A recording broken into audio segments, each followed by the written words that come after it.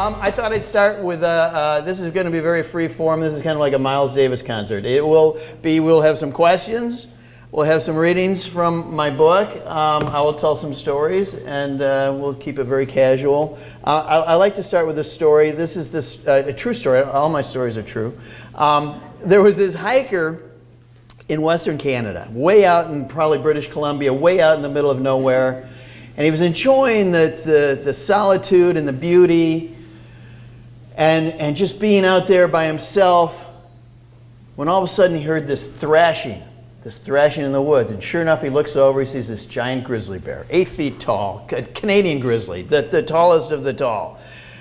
And he starts to run because the grizzly obviously has some dinner plans. And so he runs and he runs and he runs, but he can't outrun a bear. We all know that, especially a big grizzly bear.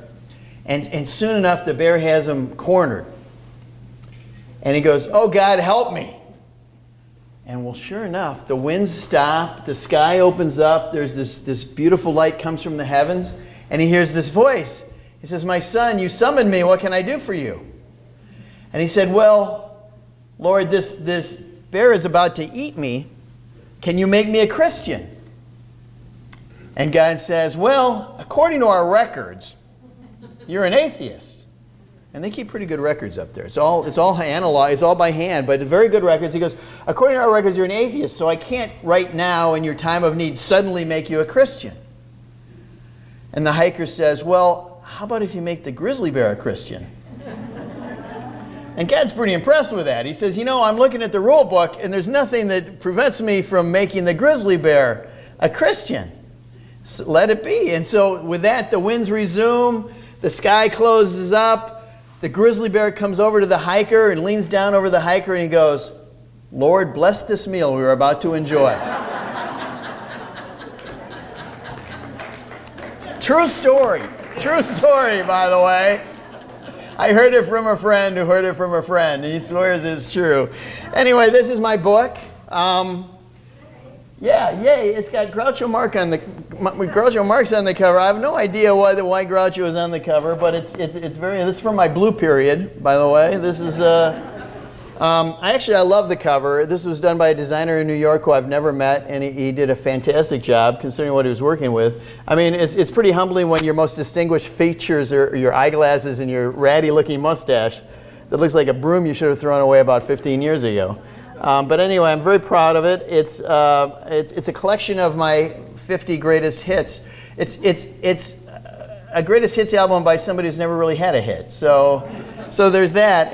But I'm very proud of it. We sort of organized it into chapters. If you've been reading the column for a while, you know that I have the children. I have the 300-pound beagle.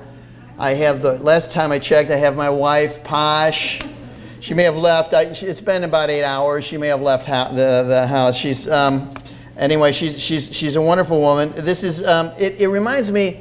My favorite comic, and this book sort of captures that, is about this was a baby blues comic a while back, and I love it because it's a comic where the little girl is sitting on Dad's lap, and the little girl is like 6 or 7 years old, and she goes, "Daddy, there's this boy in school. I really hate him." And Dad goes, "Well, if you get to know him a little bit, maybe." And she goes, No, Dad, you don't understand. I really, really, really, really, really hate this little boy. But when we're married..." So, they say about marriages, the thing about marriage is like the first 100 years are the toughest, so I only have like 65 years, before things sort of iron out a little bit. But anyway, my wife is we've been married for 36 years. We've been together 40 years. She will kiss the dog. I noticed the other day she will kiss the dog on the lips, but not drink from my glass.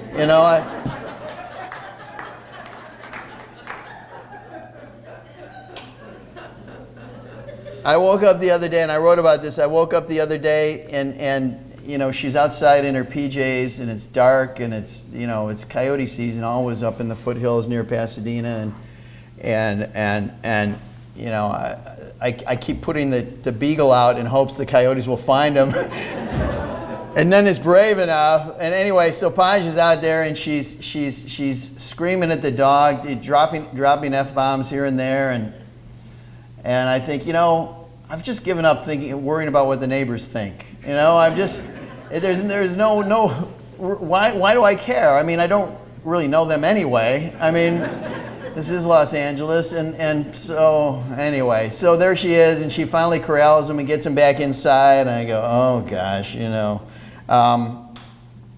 Anyway, thanks for being here. I got a note from a reader once that said, you know, I don't drink, and I don't have children, but I really like your column anyway. I said, lady, if I didn't have children, I wouldn't drink either, you know?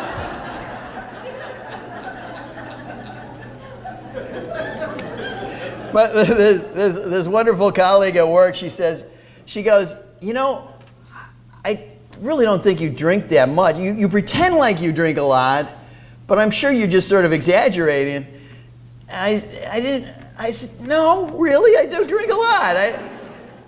You know, it's my buddy. I have a buddy who, you know, we go out. We just, you know, my buddies are, you know, the kids have gotten older. Some of them have moved out. Some have moved back in. The whole thing. So my buddies have become sort of my children.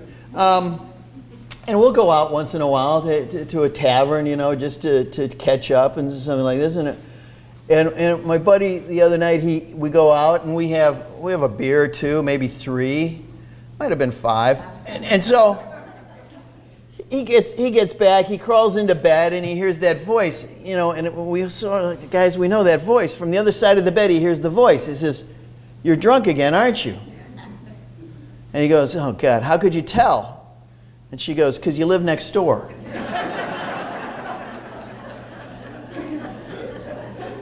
So it's always an adventure. You know, I don't know if I have more trouble with my children or with my friends, but you know, it's a fun thing. We do the tailgate parties at the Rose Bowl. We do a hiking club, which you're all welcome to join. We do the happy hour hiking club, which we bill as a drinking club with a hiking problem.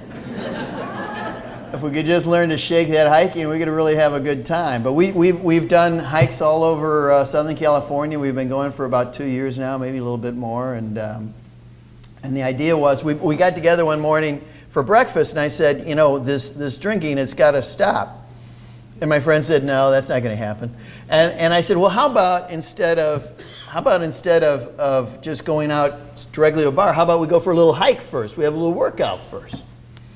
And my friend's wife was with us, and she goes, oh, that'd be the happy hour hiking club. And so that was born, and that's when that was born. And I think the name of it is better than the concept. But anyway, we got a little following. We got about 300 members now. We don't invite them all at once. You know, it'd be a riot. The hard part is it's easy to find a trail in Southern California. They're just everywhere, and you know, there's no limits. But finding a tavern that'll handle us, you know, 300 of us at once becomes a little daunting. We basically limit to about 60 or 70 per hike, and then we have, you know, if you don't get on, then you get in the next month, the next month, and so forth. So hopefully that goes on for a while. It's a wonderful thing. Are there any questions? We can sprinkle some questions around. I threw you out. I just threw that at you. Yes, sir. You mentioned your wife, and I knew that she was very, very ill. How is she now? That's a very good question. The question is, how's Posh doing? She has a year and 3/4 ago, she was diagnosed with stage 4 endometrial cancer, which is not, no cancers are good, but this stage 4 is always bad. It had traveled to her lungs, and she's fighting the good fight. She's had, the last few weeks have been really tough. She had really good luck with chemo. You don't hear many people say that, you know? I mean, chemo is as debilitating as the cancer often, and I'm sure we all know about that. But she was very fortunate that she didn't react, she didn't have side effects to the chemo. In fact, she was working 5 days a week up until a couple of weeks ago. and feeling very good. And the cancer was in retreat. And then we had a scan about a month ago that showed it coming back. So they're trying some other things. So we're working really hard. We have some great doctors. She's with Keck, with a really highly respected oncologist there.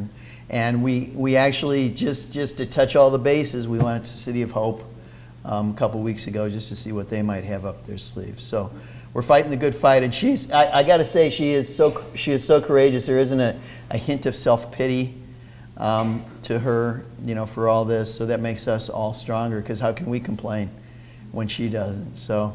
And we're dealing with my son's traffic accident too. We've had a string of really great luck. We had in March, my son delivered.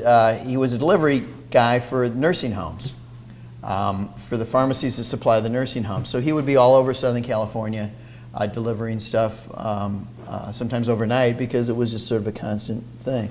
And so he had done that for a couple of years, and then on March 4th, he didn't come home. So that's some grief that's going to take some time, and it will always be with us. So there's a billboard out now that everybody has something, and I think that's true. I think everybody has something in their lives that they're fighting. It just sort of clustered up for us. We had been, knock on wood, so fortunate with the children's health, with the baby's health, with the children's health. I don't think we went to an emergency room, 4 kids and everything else, and then of course it caught up with us. But we're fighting the good fight. The kids are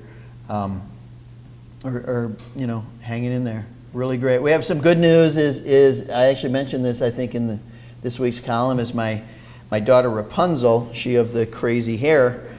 Her boyfriend has been back in Cincinnati. She was in Cincinnati with him. When Posh got sick, she moved back here to help her and help me and everything else. And he's been in Cincinnati, so they've had sort of this split relationship, very serious relationship. But anyway, he just got a job with SpaceX, which we're very happy about. Yeah. And so aerospace jobs are really tough, but SpaceX is really exciting, so I'm really happy for him. He's a great kid. He's not a kid anymore. He's 27 years old, but I think of him as a kid. I think of anybody under 40 as a kid, right? Is he the former grocery store guy? No, that was TJ's. TJ used to talk about his kids too, and he would talk about the bagger, the grocery store bagger, who I understand was actually a kind of an accomplished person. That was just TJ having some fun. And so I know there's a little bit of confusion, because TJ would write about his daughters, and he had a couple of daughters too. So it was a kind of thing. So Alex, no, I don't think Alex ever bagged groceries, but a great kid. He's from Chicago, so naturally, we speak the same. That's where I'm from. So it's kind of nice to exchange bear stories. Yes, ma'am. How do the kids really feel when you write? Well, I get that a lot. How do the kids really feel about the I haven't told them about it yet. So as long as we can just sort of keep that among us, I think we're going to be okay. They are actually very good. I mean, the oldest, Jessica, who's now 35, I've been doing the column about 22 years. So she lived a fairly normal suburban life for a while, right? The others basically grew up with it. I mean, from the time they were young, they kind of always had this thing, this sort of public airing of their week. They are great sports about it. They have a great sense of humor. They're the funny ones in the family. I'm just sort of the stenographer. We have in our house, I call it the Hall of Arguments. It's sort of like British. It's very British, the Hall of Arguments, right? So we have it's a big sprawling place. We have a bedroom here and a bedroom over here, and then there's sort of the main bath here, and outside of that is sort of the Hall of Arguments, where a lot of the arguments and debates take place. And my desk just happens to be right near there. So that just provides and provides and provides. And sometimes I'll be stumped, because I've been doing columns on the LA suburbs for 22 years, and so sometimes can I do this again, right? I mean, nothing happened this week. Well, actually, nothing happened in the last 7 years, but that doesn't stop me. So anyway, so sometimes I'll be there and I'll go and I'll just be stumped, and then there'll be a little snippet of back and forth between them, and I'll go, guys, can you slow down? I'm not getting all of this. So I was worried, actually, when we started this out, I was worried that it might affect their behavior, it might affect, just the way we talk, because, it shows up in a paper with 1 million readers, and I promised myself, as soon as that happened, as soon as it seemed to affect their behavior and our relationships and everything else, that I would stop. I would just write something else. I would write sports or whatever. And so, and I, maybe I'm not the best judge of that, because I like writing about them, but they've been great sports about it. They really are. And the book is kind of interesting, because at the end of the chapters, this is the publisher's idea. She said, how about, because this is 50 columns, some of the columns people have read already. So how about at the end of the columns, we let the kids and Posh weigh in with what they think of. I said, that's got to be the dumbest idea I ever. I go, you're giving editorial control over to the, I just, my whole, and so not all the columns have that, but most of them do. And so they give their little 2 cents, including our late son, which I really love that he's in there. He hit his deadline first. Posh, of course, was the last to file. And having worked in newspapers for 40 years, I gave her a false deadline, which means, I really needed it in 3 days, but I said I need it right now or it's not getting in. So that's what you do in journalism. So anyway, I like those little touches. I like those little flourishes at the end, just those little footnotes where they get to sort of say. They took it very seriously. I thought they'd just be wise guys like they normally are, but they took it very seriously and thoughtfully, and I was really impressed with what they did, and I was really grateful for the. So let me read a little bit. Let me read just a little. There's this one. Let's see if I can find it now. There's this one where Posh fell inside her own purse. I don't know if you remember that, but it was a great moment. There's always we decided every holiday there's a moment when Posh will lock herself in the bathroom and not come out, and it's usually something somebody says, just. In jest, I mean, in respect and admiration, but she takes it the wrong way and she flees to the bathroom. It's usually, so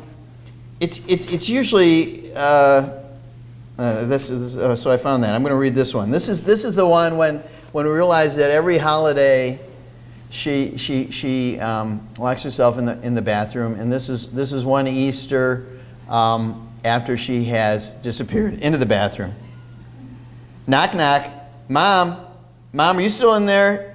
Dad wants to know if it's okay to serve the pie. This Easter was not without incident. After dinner, the Russian puppy cornered a helium balloon under a coffee table. She barked and barked, not knowing for sure whether she should kill the darn thing herself or just hold it at bay until police arrived. I don't speak Russian, but the puppy's basic message seemed to be, I've cornered this dangerous helium balloon. Someone grab a gun. Evidently, they don't have helium or balloons at the North Pole, where the little Siberian husky was born. She barked at it for almost an hour, till someone threw a dinner fork at the balloon. That's how we Irish solve most problems. We hurl things. Works about as well as anything. Knock, knock. Mom, it's me again. Just so you know, the puppy got hold of the ham. So yeah, we're making a big point lately of counting our blessings amid some current domestic challenges.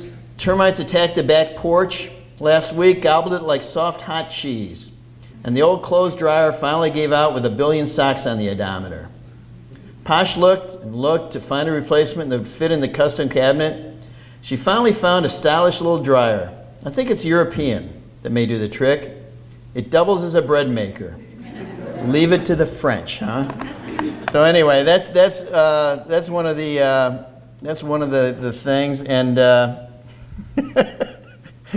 little footnote. I have no idea, because there's asterisks that sort of relate to what they talk about, and the little guy responds, "Me too." Like I have no idea what that means.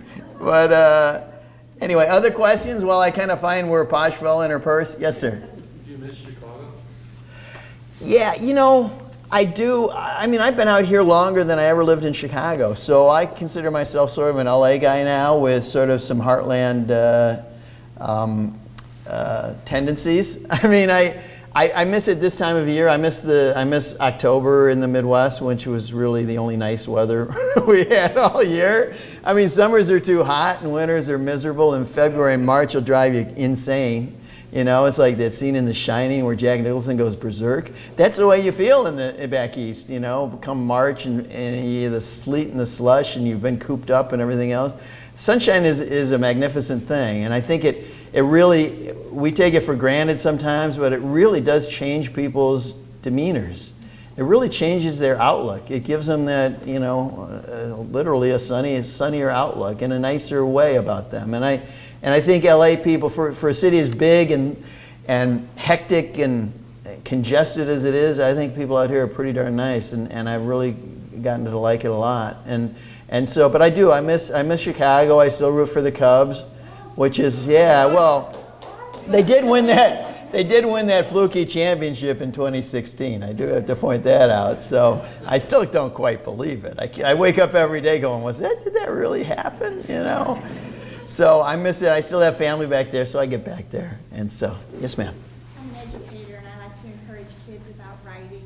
Uh-huh. What got you into doing the writing? Yeah, the question is what got me into writing, and she encouraged, because she teaches, and how do you get kids to love writing?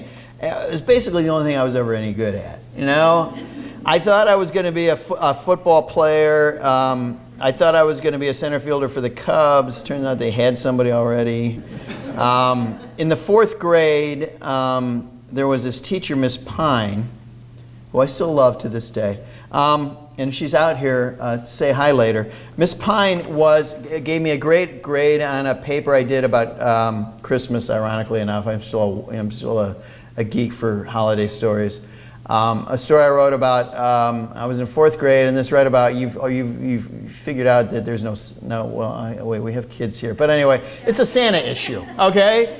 And so I got a nice grade on that, and then, so that was encouraging, because I was always in the middle class. We always, in our elementary school, we always had three levels of kids, and at the top were the high achievers, and then there were the middle achievers, and then there were the complete idiots. And so I was always kind of in the middle, or sometimes with the idiots, depending on which teacher. So this was the first time I was really encouraged for schoolwork. And then in 10th grade, I had a teacher named Mr. Stevens, who I turned a paper, and it was a film criticism class, kind of an English class that they, film criticism, they're trying to get kids interested in, because they won't read the books that you give them, so they, we show a lot of films. And so Mr. Stevens gave me a great grade on a paper, and he gave me an A, and then there was a little note that said, "Did you really write this?" Which gives you a little idea of what Mr. Stevens thought of my ability. And to this day, I still hate Mr. Stevens. As much as I love Miss Pine, I hate Mr. Stevens. So anyway, it did kind of encourage me. That was kind of a kick in the seat that like maybe my behavior didn't add up to a smart paper or something like that. But that's just writers for you. They're not normal. We're not normal. I just love the written word. I mean, I've done a little TV writing, and I've done all sorts of different things. There's just nothing better than a book. I mean, I love the way they snap when you open them up. And I read on Kindle, I read on my laptop and everything else, but there's the tactile feel. It's like the tactile feel of a newspaper. There's just that great, wonderful thing, and to be alone with a book, and it just pains me almost. I have a stack of books. We get so many books at the paper to review that there's sort of a slush pile, sort of a pile of things that nobody's going to look at, and you're free to take those. So I'm just such a sucker for that. I mean, it's the only perk we have left at the LA Times.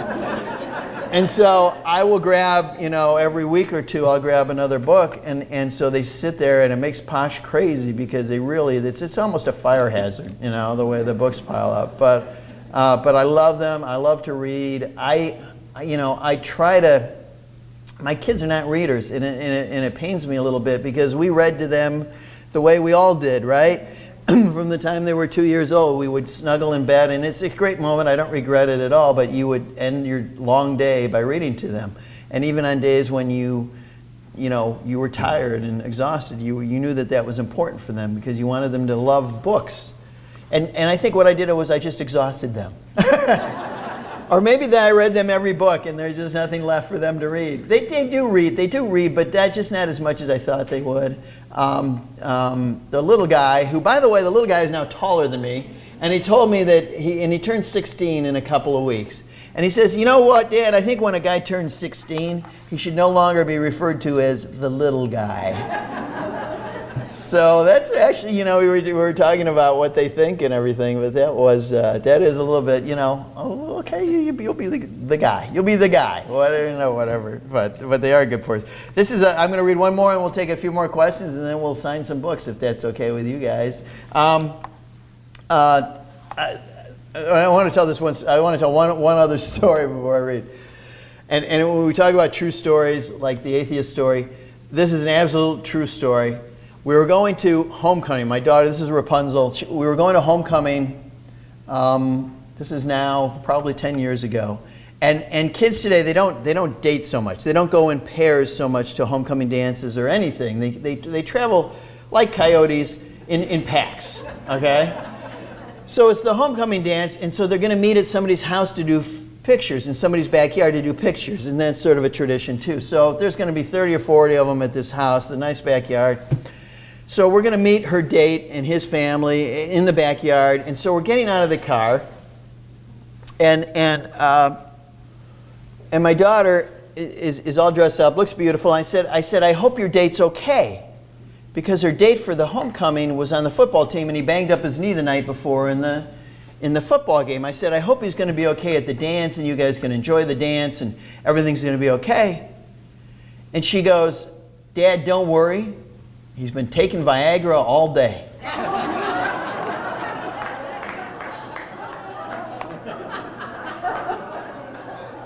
and I said, sweetie, I hope you mean Vicodin, because if he's been taking Viagra all day, this whole thing's off, okay? The last thing a teenage boy needs. They make their own Viagra, okay? Okay, this is the last thing I'll read here. This is from one of the early Milestones columns. It's from 2009. We were going back for Parents' Weekend. This is our daughter is at school, so we're going back for Parents' Weekend, and we noticed on Saturday morning that there were all these little plastic cups on the lawn of this one fraternity house, and I said, "Oh, how nice." What we learned was they were Jello shots. So a Jello shot, if you're not familiar with the thing, it's Jello with some grain alcohol mixed in it. So it's basically a health drink. And I guess what you do is like the Greeks, you just break the glass, but they just throw the thing and they're everywhere. We also noticed that as we're walking along on this nice Saturday morning in beautiful West Lafayette, Indiana, gorgeous, the trees are turning, it's clear skies, it's just gorgeous, that there's a bicycle up in the tree. I don't know how it got there. I don't know if they were drinking out of it, maybe. I don't know, but it was just one of those things, and it makes you wonder, it made me wonder, what do they do, how do they behave when the parents aren't coming for the weekend? You know? So this is called From Posh Falls in Her Own Purse. If you've never had a Jello shot, it is Jello mixed with vodka or some other rot gut alcohol. You pour it into tiny plastic cups, then chill it solid. Kids here really like their Jello. It's almost a food group. Did you see the bicycle in the tree this morning? One of the little girl's classmates asks. Yeah, I saw it, someone answers. No, I don't approve. If it were up to me, the drinking age here would be raised to 50. By then you've earned a snort or two and are too tired to do much damage, really. It's hard to imagine a 50-year-old having too many Jello shots and deciding to park his Schwinn high up in some sugar maple. I think Posh would agree. She's not much for the sauce herself. She's one of those tiny wives with big purses who likes to maintain total focus at all times, except when she doesn't. In fact, on the way to the airport, she started digging for something and tumbled headfirst into her own giant purse. After a few minutes, I decided to fish her out. Unfortunately, she was the smallest thing in her purse. You know how it is, you look and look and look, knowing she's got to be in there somewhere. If she hadn't bit my thumb, I might never have found her.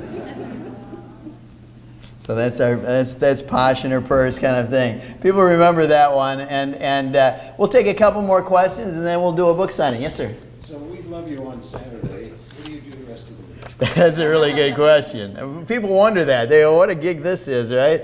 I actually, I did a calendar piece last week. I do a little writing for other sections, but mostly, probably 70% of my work week now is editing, which is not my first choice, and I'm hoping to have been editing a long time.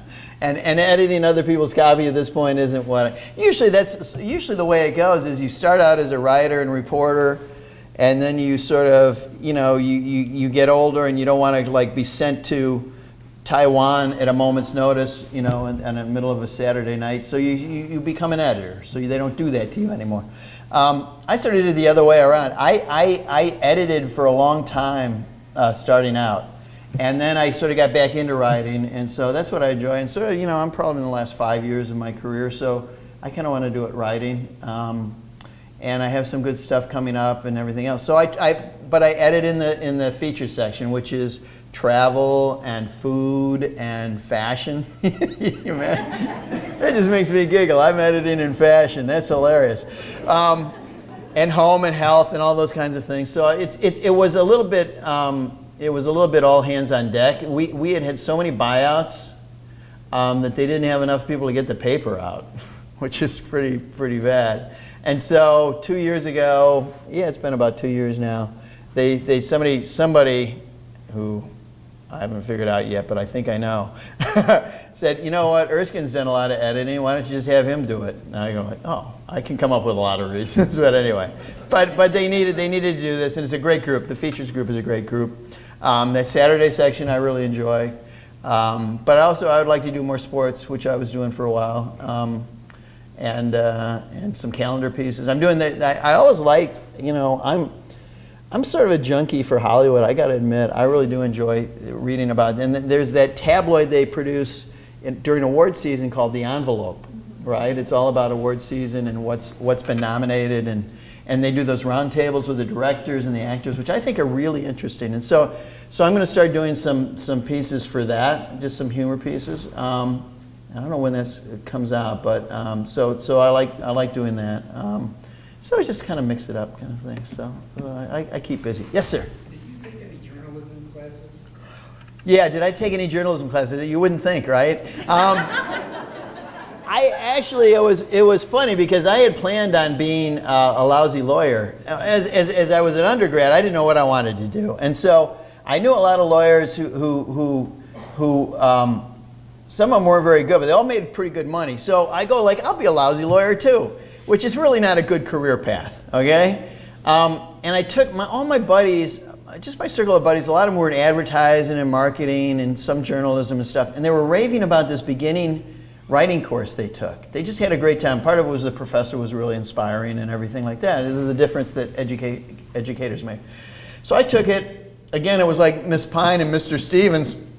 I got a little positive feedback that I wasn't used to, and I really liked it. And I had started reading this guy. This is a story I like. I had started reading this guy in the Des Moines Register, and he was really a great sports writer. And I go. And I finally, I was reading him, and I'd switched my major to journalism, and I called back to Chicago, and I talked to my dad. I go, Dad, I gotta change my major, because this guy in Des Moines, he's unbelievable. And if the guys in Des Moines are that good, how good are the guys in LA and New York and Chicago? I better consider some other line of work. And my dad goes, well, what's the guy's name? He goes, Jim Murray. I go, Jim Murray? He goes, you idiot, which was my dad's pet name for me. He goes, you idiot. He goes, he's Jim Murray with the LA Times, and they syndicate it, and the other papers pick it up. I said, oh, thank God,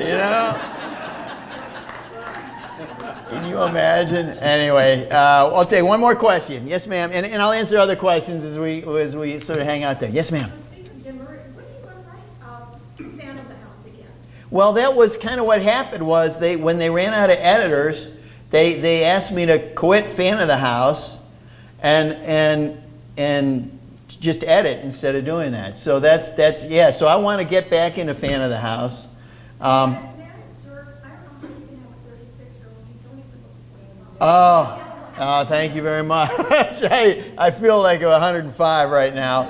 Probably because I was on the 105 for an hour and 15 minutes on the highway of misery. I thought, there were faster ways apparently, but I didn't find it. And anyway, thank you for your patience. Thanks for being here. And I'll answer any other questions back there. And I look forward to meeting you. Thank you.